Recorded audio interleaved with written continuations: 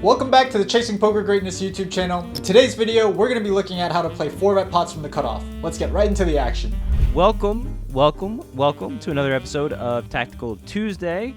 John, this is take 2. He came to the first take without clothes on, so congratulations. You found your clothes. You realized I didn't realize it was a YouTube terms and services violation. I thought you could just show up to Tactical Tuesday however you felt. Yeah, for any potential wolves, by the way, John does most all of his coaching completely in the nude. It's his style, and that's just the way that he likes it. So, with that said, play free. Unchained. All right, what's the theme of today's episode? What are we getting into? So we're going to be looking at 2 4-bet pots from the cutoff. That's going to be the stated theme for today's episode, but the actual theme, the underlying theme, is going to be the continued search for the immaculate hands. I think we have hope today. We might go 2 for 2. Wow. I think these 2 hands actually have potential, and they're 4-bet pots, which are kind of, they could go a lot of different ways with sizing and stuff post-flop. So all right, let's get right into it. Pocket kings, black kings in the cutoff. Assume we're either going to be opening or 3-betting. Yep. We open to $25. We're playing 5-10. Get 3-bet by the button, and then something really strange happens. The cutoff the small blind cold calls the 3-bet. So it goes open to 25, 75 on the button, cold call 75 from the small blind. Small blind is a confirmed fish. This is also going to be a commonality between hand number 1 and hand number 2, is this weird pre-flop action happening. I guess the first question here, 4-bet size. We can already see that the wolf in question makes it 215. Is this around what you'd be making it? Would you 4-bet at all? Maybe we could start there. I would definitely 4-bet. I would definitely 4-bet. I'd be 4-betting probably queens plus and ace king. Would be maybe some like ace 5 suited if I was feeling a little froggy. Maybe even ace queen. Like, okay, so I'm going down a rabbit hole of like the hands. I would probably 4-bet ace queen as well. But anyway, with that said, I would go bigger. They went the kind of normal 4-bet size, 21.5 big blinds. I would probably go like 250 or 260, maybe get on the borderline of 25 to 26 big blinds with the small blind flatting. I think that the size that the player in question chose is going to pull in the button quite often, and we're going to be taking a flop 3 ways, and then 3-way 4-bet pot going to be checking range, or it's just going to lead to some kind of odd situations where we're in the middle of 2 players. So I don't know if you can hear my cat, by the way, but it's captive in the room and desperately wants out so that it can fight with the other cats. But yeah, I would go 25 big blinds personally to try to generate some folds from the button. I don't think you're getting a ton of folds from the small blind when you 4-bet. Yeah, I think he's here to stay, and that's a big reason to size up slightly for sure. Button does fold, so that's nice. They can probably fold like some of their offsuit, like maybe king queen type hands to this 4-bet. Maybe even ace queen off is not the best candidate to peel, but we get like you what we predicted, wanted. the small blind is here to stay. Yeah, we get what we wanted. We got out the rag and small blind called, so happy day. 10, 5, 3, rainbow flop. SPRs are on 1 and small blind checks.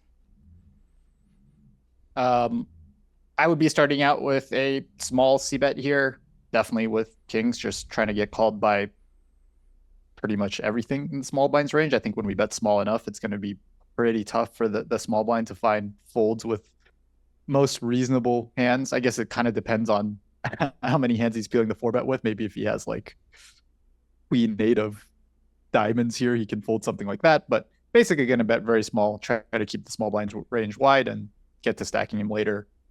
Is that what you'd be thinking here for c-bet size, or whether to even c-bet or?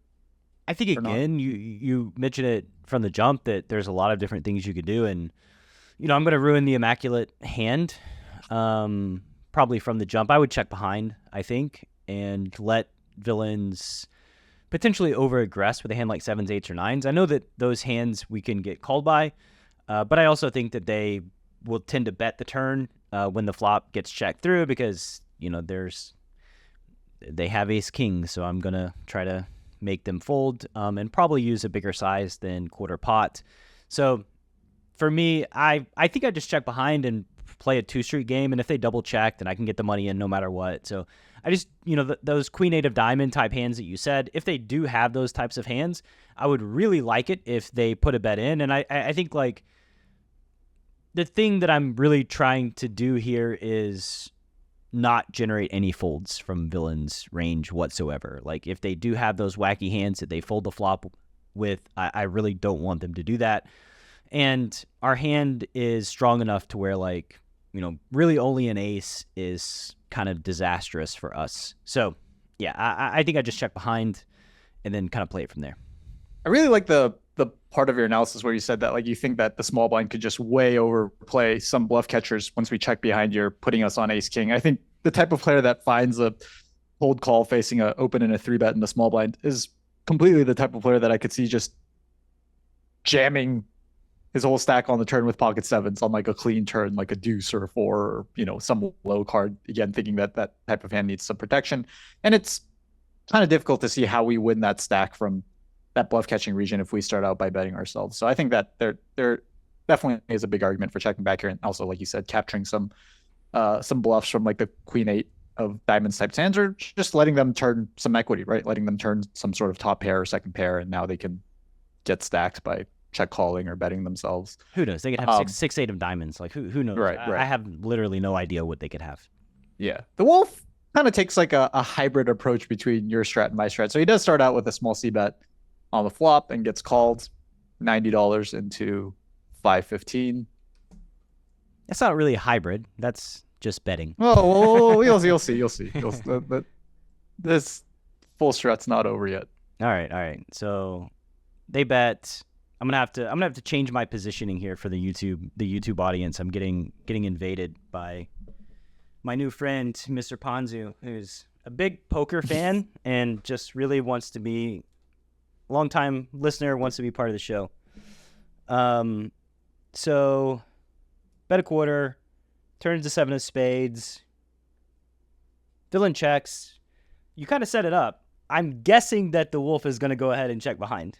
Yeah. SPR1 now, basically assuming that the wolf is thinking all the things that you were thinking on the flop, except just one street later. Hopefully we still get them to the turn with hands that need to bluff the river, especially when we bet so small on the flop. So wolf checks behind on the turn, does check a street, but happens to be a different street than the one that Brad wanted to check. We get the 10 of spades on the river, so top pair pairs on the flop. The final board is 10, 5, 3, 7, 10. Definitely not our favorite river, but still got to see what the small blind does first before freaking out. Freaking out? We have kings. If they have a 10, they have a 10. What's the problem? Well, that's a problem. They bet half pot on the river. Yeah. I thought if there was a spot where we might deviate from your opinion of what an immaculate hand looks like, it might be here. Is there a argument here for raising, even though it looks a little thin on the surface? There's definitely an argument for raising.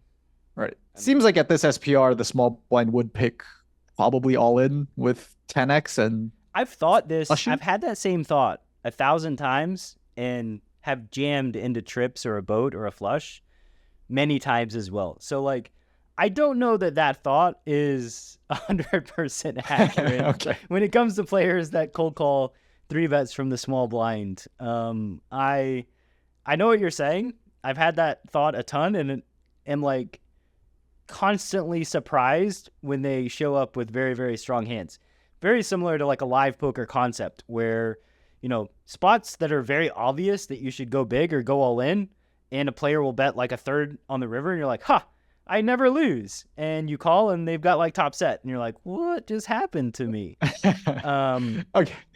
So I don't know. I mean, I probably jam just out of the principle of the matter, but it wouldn't be surprising if they have a 10. I think they still have enough hands to call that are worse than kings. Yeah, that's what that was my first thought too when I saw this hand, is that like, I don't think I'd be able to help myself on the river, and I'd just stick in the last 29 big blinds, hope he finds a call with jacks, 8s, or 9s, or whatever weird hand he finds the double cold call with pre-flop. It's funny though that you said that you're regularly surprised by how often you run into the strong portion of their range that we expected would use a bigger size on the river, because it sort of feels like the wolf here felt the same thing, because he decided to call here. This is why I was worried that this is where we'd be deviating from your immaculate hand.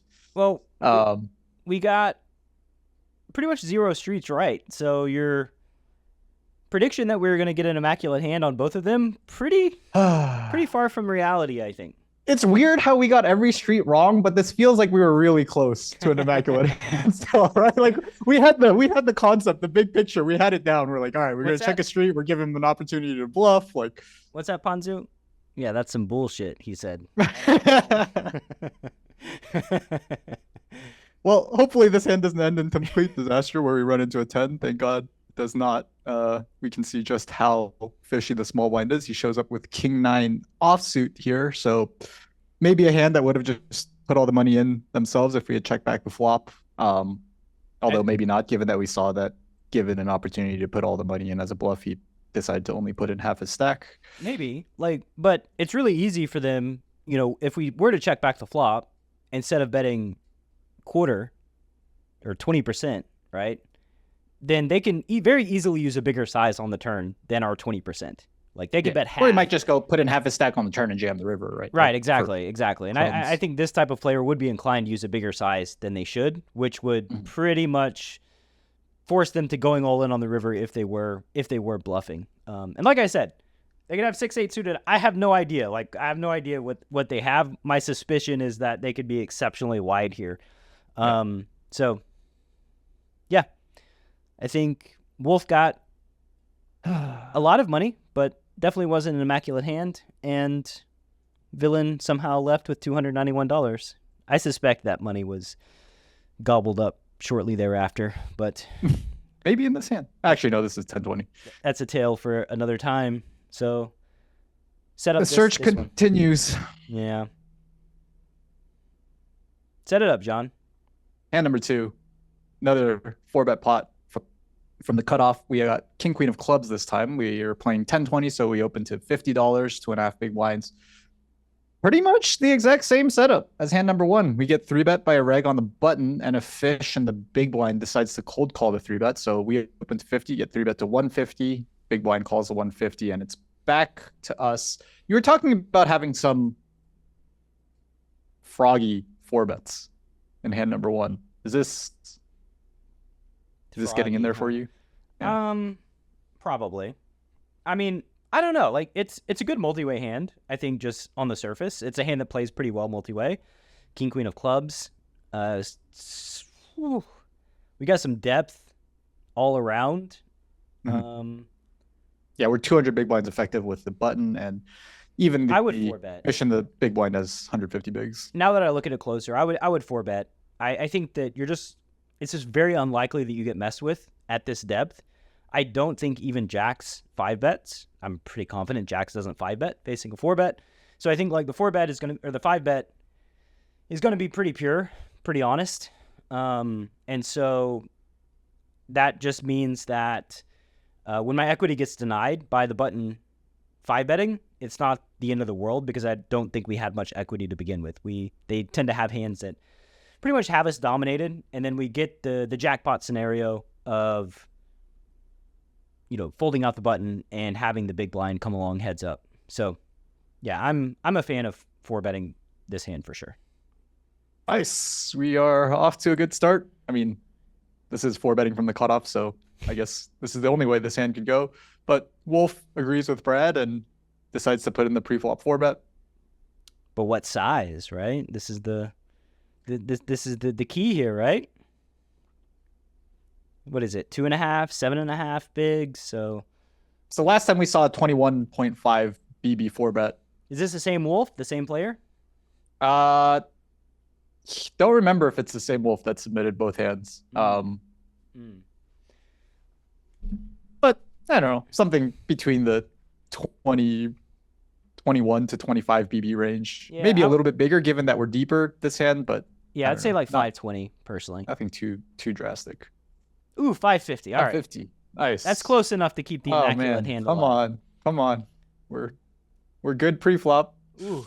All right. We got not the scenario that would make us jump for joy, but we are going to get a chance to realize our equity, and so we 4-bet, and the button calls, and the big blind folds this time. They couldn't pull the trigger with their king 9 off again. Decided it was time to wave the white flag and surrender. Flop is ace 8-8. There's $1,260 in the middle. SPR is around 3. Hero's got 3,600-ish, and the button has them covered. Ace high board, 4-bet pot. We block ace king and ace queen, so I just have to imagine that we start out by betting a quarter. Yeah, imagine we're going to get a lot of fold equity somewhere down the line, excuse me, on an ace high board that's a strike, maybe not immediately on the flop, but would expect to have quite a bit of fold equity on this type of very dry board texture that favors the four betters range pretty heavily. Looks like they bet a sixth, so yeah, Wolf starts out with the small C bet. 191 on ace 8-8 rainbow, which is fine. Turn is 6 of hearts. So I'm really torn here in how I want to go about this, because I don't know how much 8x we're perceived to have, whereas I think the button does have more 8x than us. So I don't know if ace I would say the king- button certainly has more 8x, right? Because we never have like 7-8 suited or 8-9 suited. Although maybe things get a little bit weird. We have king queen of clubs in a spot where we are not normally, everything's messed up by the weird pre-flop action and the big blind getting in there. So who knows? But yeah, I agree with you that we are definitely gonna be perceived and have less 8x than the button. Yeah, so I think ace king is probably going to be a 2-street hand. And so it's just a matter of like what street do we check? I'm probably checking the turn, to be honest, and then betting the river if the turn checks through. I get the sense that the wolf is going to bet here, which would kill the immaculate hand, but I'm just going to check. Yeah. Wolf takes a pretty interesting I knew it. approach here. And bets pretty big on the turn. This is pretty big for a 4-bet pot, I guess, but also just pretty big given the SPR. Bets half pot, so $800 into $1,600, leaving about 3/4 pot behind for the river. Without,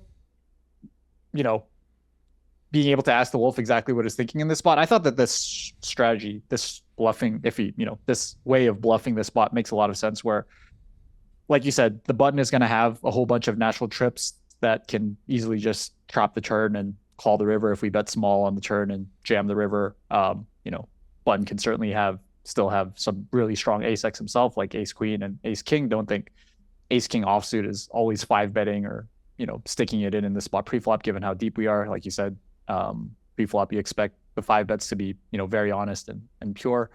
So I'm guessing what's going on here is the wolf is picking a big size on the turn and planning on just trying to get as much fold equity with 2 streets of betting and giving up on the river and not risking getting stacked for 200 big blinds in a spot where the button can just have natural trips, like you said, and maybe just doesn't fold ace king, ace queen type stuff.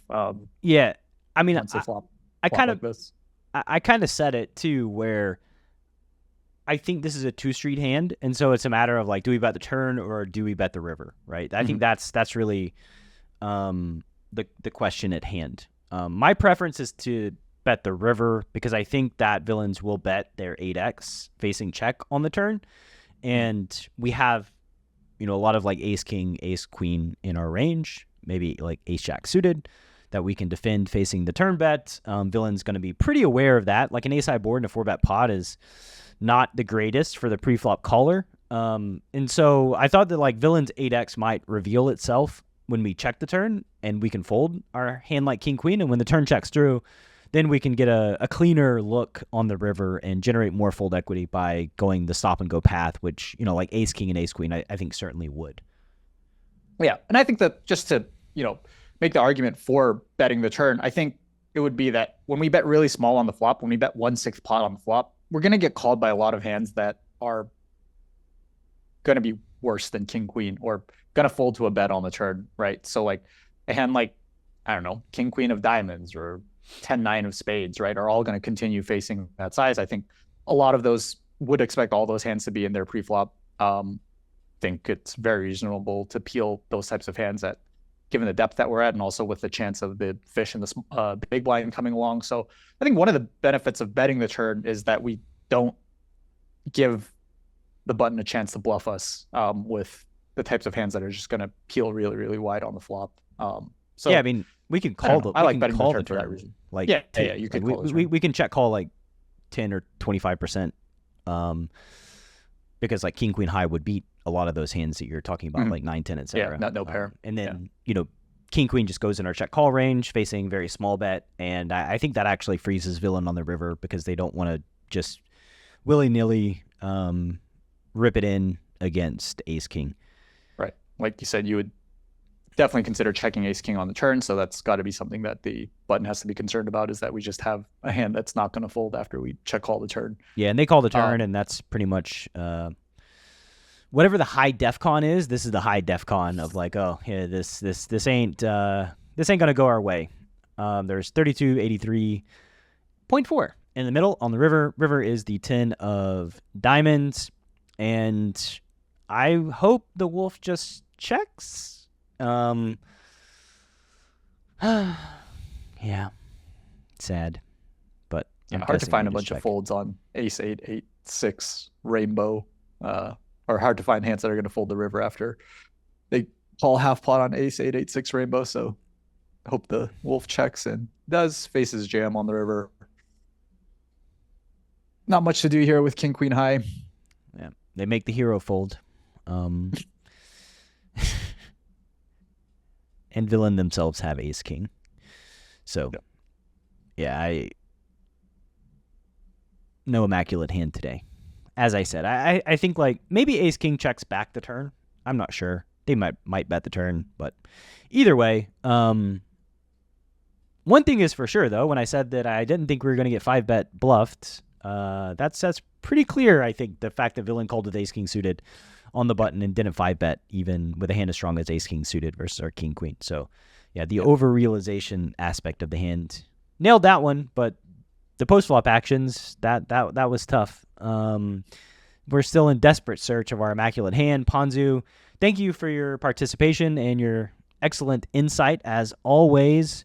Don't forget to like, comment, and subscribe. Ponzu's bitterly disappointed in the corner that we didn't find an immaculate hand, but maybe next week, buddy. We'll try harder.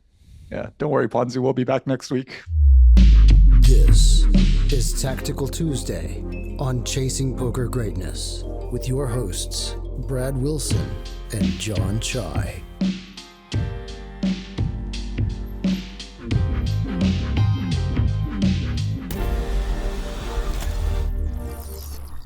Coach Brad approved. Are you a lone wolf searching for the ultimate pack? The CPG Wolf program is a close-knit brotherhood hell-bent on one thing only: chasing poker greatness. Powered by bleeding-edge wolf strats and led by Coach Brad and his lieutenants, CPG Wolves are systematically prepared for almost any spot they'll encounter on the green felt.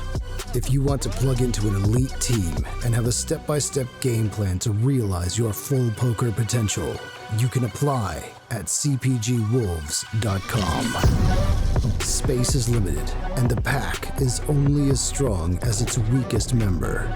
So only the hungriest, grittiest, and most driven will be accepted into the program. Applications are open at cpgwolves.com.